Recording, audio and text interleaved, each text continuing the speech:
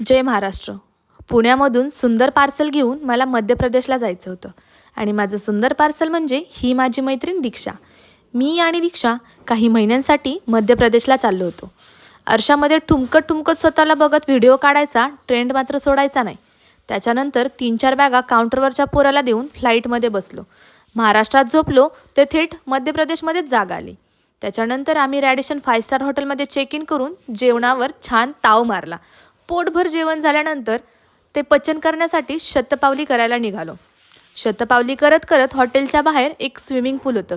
त्या स्विमिंग पूलमध्ये एक फॉरेनचे आजोबा मस्त एन्जॉय करत होते. त्यानंतर मला आणि दीक्षाला गोड खाण्याची क्रेविंग झाली. ते खाऊन झाल्यानंतर माझ्या रूममध्ये जाऊन माझी स्वतःची शॉर्ट फिल्म बघून टाइमपास केला. तेच एक सुंदर बासरीचा आवाज कानावर आला.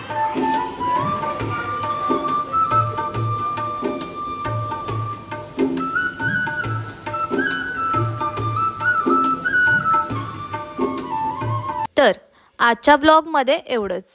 Bye bye, Tata.